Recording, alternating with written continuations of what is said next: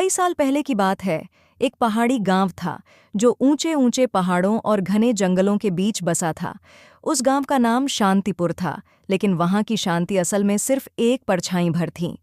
गांव में एक पुरानी और डरावनी मान्यता थी कि पहाड़ी के उस पार एक रहस्यमयी चुड़ैल रहती है। गांव वाले कहते थे कि जिसने भी रात के समय उस पहाड़ी की ओर रुख किया, वह कभी वापस नहीं लौटा। गांव में एक लड़की थी जिसका नाम तारा था। वह एक मजबूत, जिज्ञासु और साहसी युवती थी। तारा को इस बात का विश्वास नहीं था कि कोई चुड़ैल सचमुच में होती है। गांव वाले उसे चुड़ैल की डरावनी कहानियां सुनाते, लेकिन तारा हंस देती। उसका मानना था कि लोग बस अनजानी चीजों से डरते हैं और इसीलिए उन्होंने उस पहाड़ी को अभिशापित मान लिया है।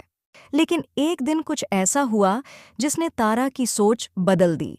उसके छोटे भाई आरव का अचानक पहाड़ी के उस पार से कोई पता नहीं चल रहा था।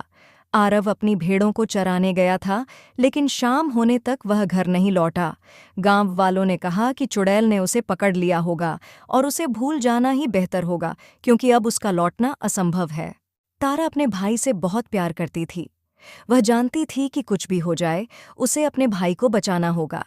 उसकी माँ और बाकी गांव वालों ने उसे रोकने की कोशिश की, लेकिन तारा ने अपने साहस और प्रेम के दम पर पहाड़ी की ओर जाने का निश्चय किया। रात के अंधेरे में चांदनी की हल्की रोशनी के साथ तारा पहाड़ी की ओर बढ़ी।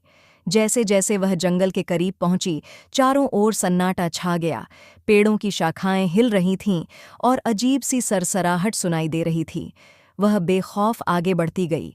अचानक उसे एक पुराना और खंडहर सा घर दिखा, जिसकी खिड़कियों से पीली सी धुंधली रोशनी झांक रही थी। तारा को महसूस हुआ कि उसका भाई यहीं कहीं हो सकता है। तारा ने दरवाज़ा खोला और अंदर कदम रखा। अंदर का दृश्य डरावना था। दीवारों पर अजीब सी तस्वीरें और प्रतीक बने थे, जो किसी पुराने काले जादू के संकेत थे। तभी तारा के सामने अचानक एक बूढ़ी औरत प्रकट हुई।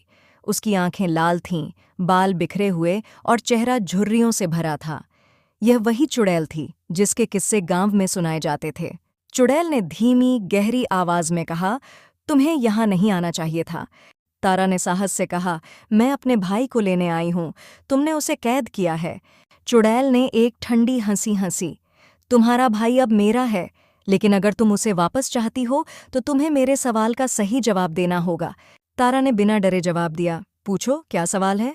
चुड़ैल ने एक छोटा दर्पण निकाला और तारा के सामने रखा। इस दर्पण में देखो और मुझे बताओ, तुम इसमें क्या देखती हो। तारा ने दर्पण में देखा।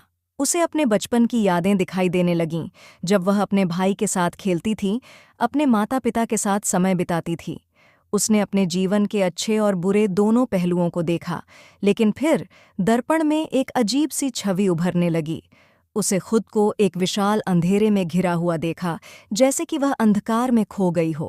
तारा ने गहरी सांस ली और कहा, मैं अपने भीतर के अंधकार को देखती हूँ। मैं देखती हूँ कि मैंने अपने डर, शंकाओं और कमजोरियों को हमेशा नज़रअंदाज किया है, लेकिन अब मैं इसे पहचानती हूँ। यह मेरा हिस्सा है और मैं इससे भाग नहीं सकती। चुड़ैल मुस्कुराई, तुमने सही जवाब दिया। उसने अपनी छड़ी उठाई और तारा के सामने हवा में घुमाई। अचानक एक झिलमिलाती रोशनी फैली और आरव को चुड़ैल के जादू से मुक्त कर दिया गया। वह बेहोश था, लेकिन सुरक्षित था।